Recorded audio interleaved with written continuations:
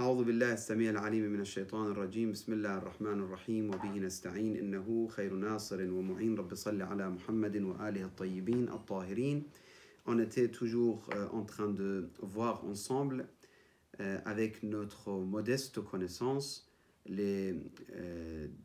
en fait, les détails ou la description des gens pieux à travers le discours de Imam Ali, Amir al-Mu'minin, salawatullah wa salamu alayhi. Nous sommes arrivés à ce point, ba'idan fuhshuhu layyinan qawluhu. Parmi les qualités des pieux, c'est que les mauvaises paroles ou l'insulte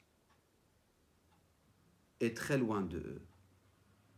Ce n'est pas leur habitude, ce n'est pas leur comportement d'insulter. Ba'idan fuhshuhu. Vous savez, des fois, il y a des gens, ils ont l'habitude, quand ils parlent, que ce soit plaisanterie ou sérieux, ou des propos sérieux, facilement ils insultent. Et ils disent des gros mots. Que ce soit un chiite ou sunnite. Un pieux, il n'est pas comme ça. Ba'idan fuhshuhu.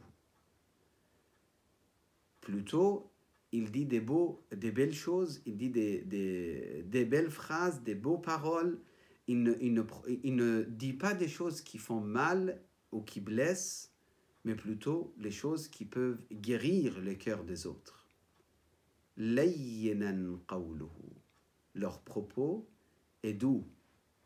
Ils ont des propos doux, c'est-à-dire leurs paroles, ça ramène la douceur, ça ramène la paix, ça ramène la sérénité dans la communauté, dans la société, autour d'eux, avec leurs amis, etc. Même avec la famille. Il y a des maris qui sont toujours avec des phrases blessantes avec leurs femmes ou avec leurs enfants, ou la femme aussi. Oui, tu ne sais pas travailler, regarde ton frère comment il a réussi. Ça, c'est justement, c'est les mauvaises paroles. Layyinan qawluhu aussi, des fois, c'est la manière aussi. Vous savez, il y a des personnes, quand ils parlent avec orgueil. C'est-à-dire, au lieu d'avoir des gestes de celui qui est en train d'expliquer avec beaucoup de modestie et en étant humble, il s'assoit d'une façon particulière, il parle d'une façon particulière, il lève le visage d'une façon particulière. Tout ça, c'est l'opposé de lean. Lean, c'est la douceur, c'est la modestie, d'être humble, d'être modeste, etc. Ba'idan fuhshuhu. On a des hadiths que Amir al-Mu'minin, par exemple, dans un discours, il dit n'insultez pas, plutôt développez leurs défauts, que les gens ne les suivent pas. Les ennemis de Dieu, expliquez pourquoi ce sont mauvais. Expliquez aux gens. Et les gens, ils ne vont pas les suivre. Juste insulter, à quoi ça sert? Juste ça augmente la haine et ça permet aux autres d'insulter votre religion aussi. C'est pour ça on est dans l'école d'Ahl-Bayt, nous sommes tout à fait contre toutes sortes d'insultes, mais nous sommes absolument avec le fait d'éclaircir les choses pour les autres, pour les gens. Dans les compagnons, tout à l'heure, j'ai parlé, je profite de l'occasion, rapidement si vous me le permettez, je répète, j'ai dit, il y a des gens qui disent, on aime Ahl al-Bayt. Oui, c'est très bien, on aime Ahl al-Bayt. Et il y a tous les musulmans du monde, ils vont vous dire, on aime Ahl al-Bayt. Que ce soit sunnite, chiite, même Ibadiyya, même toutes les écoles, ils vont dire on aime Ahl al-Bayt parce qu'ils savent que c'est une obligation dans le Coran. Mais le problème, il y a un hadith qui dit vos amis sont trois et vos ennemis sont trois. Donc les amis, c'est ton ami, l'ami de ton ami et l'ennemi de ton ennemi. Et les ennemis sont trois, ton ennemi, l'ennemi de ton ami et l'ami de ton ennemi. Donc, comment tu peux aimer Yazid et aimer l'imam al-Hussein? Là, aujourd'hui, on a des musulmans, énormément de musulmans, ils vont dire, oui, Yazid, quand même, c'était un calife, on l'aime bien, c'est pas un problème. Oui, c'est lui qui a tué l'imam al-Hussein, oui, c'était quelqu'un qui buvait l'alcool, c'est quelqu'un qui jouait avec al-qirada et je ne sais pas quoi, mais c'est pas un problème. Donc, c'est ça qu'on parlait tout à l'heure, il n'y a pas de principe, il n'y a pas de clarté. Ce n'est pas possible. Éclaircir la vérité, c'est très important, sans insulter. Dites aux gens, qu'est-ce qu'il a fait Yazid? L'histoire de Yazid, dans les sources sunnites. Expliquez aux gens, Muawiyah, qu'est-ce qu'il a fait? Expliquez aux gens, qu'est-ce qui s'est passé entre Imam Ali et Talha et Zubayr et guerre de Jamal, etc., la guerre de Chamel. Expliquez aux gens. N'est pas insulter, mais expliquer la réalité des choses. C'est ça notre but. Et expliquer avec les sources authentiques. Mais sinon, les insultes, non. Ba'idan fuhshuhu, layyinan qawluhu, des propos doux. Avec toute personne, tu veux transmettre ton idée, c'est comme ça que ça marche. Ra'iban munkaruhu, on ne voit pas de cette personne qui est pieux. En fait, la mocheté ou les mauvaises choses sont absents. On ne voit pas des mauvaises choses de sa part. Mauvais actes de sa part. Toujours, il est positif dans la société. Toujours, il est comme lumière entre les gens autour de lui. C'est pour ça, vraiment, cette personne, il est apprécié. Les gens, ils ont besoin de lui. Les gens, ils l'aiment. Des fois, même s'il ne parle pas. Que sa présence. Qu'il vient, il s'assoit entre les gens, pour les gens, c'est positif. C'est énergie positive, c'est la lumière, c'est la bénédiction. Que sa présence. Car il est vraiment un homme pieux. Donc, il reflète la piété. Ra'iban munkaruhu. Au contraire, hadiran ma'roufuhu, c'est-à-dire les bonnes actions, ils sont toujours présents de lui. Tu lui poses la question, il est bénéfique. Tu lui demandes l'aide, il est utile.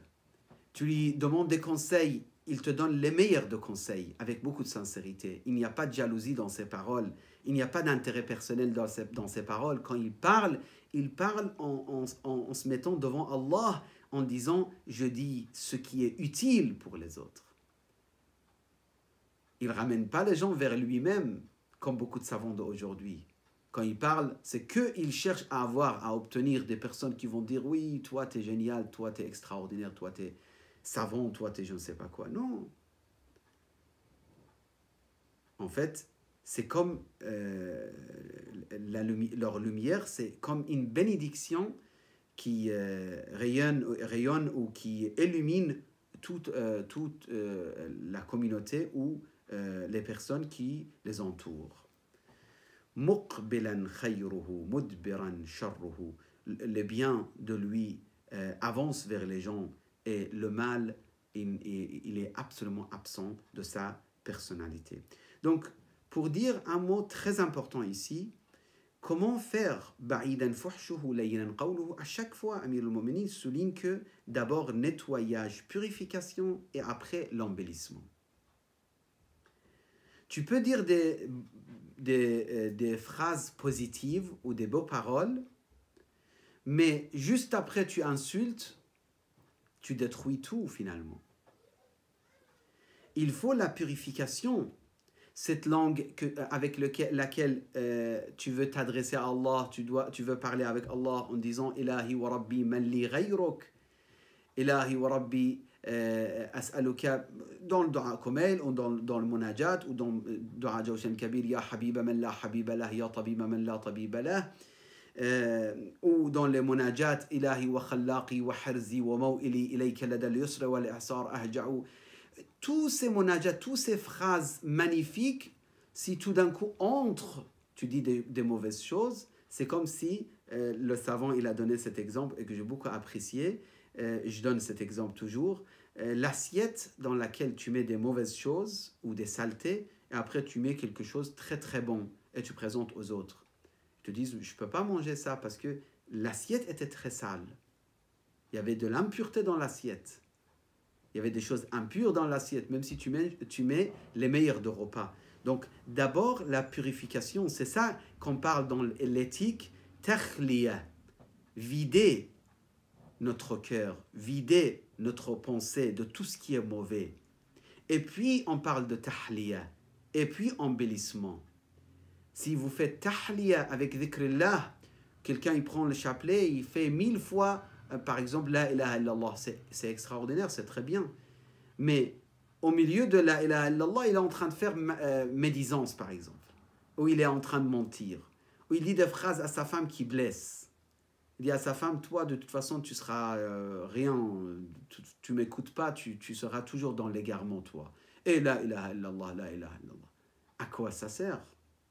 tu mélanges la saleté avec la pureté. Non. D'abord, tu contrôles la langue. D'abord, tu purifies le cœur. D'abord, tu purifies tes pensées. Et après, tu commences à embellir. Et c'est pour ça, sans savant qui connaît ce domaine de l'éthique, la personne, c'est très difficile de pouvoir s'améliorer. Bien sûr, si vous faites ce que vous savez, déjà c'est la meilleure étape et première étape pour avancer. Respectez ce que vous savez et avancez avec. Donc je termine. Ba'idan fuhshuhu, layyinan qawluhu. Enlève les insultes de tes propos, enlève les phrases d'orgueil de tes propos, enlève les mots qui blessent les autres de tous tes discours, et puis après, automatiquement, naturellement, tes propos vont devenir positifs, etc. غائبا منكره حاضرا معروفه مقبلا خيره مدبرا شره. Inch'Allah, la prochaine fois, si Allah nous donne l'occasion, on parlera في الزلازل وقور وفي المكاره صبور وصلى الله على سيدنا محمد وآله الطيبين الطاهرين.